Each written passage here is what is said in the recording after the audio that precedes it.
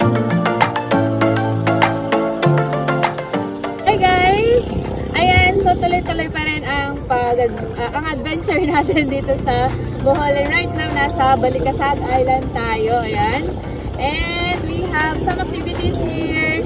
And ang susunod natin gagawin ngayon ay papawikan watching. Lalangoy tayo with the pawikans. And afterwards, mag-snorkeling naman tayo. So, looking forward for more fun here in Bohol.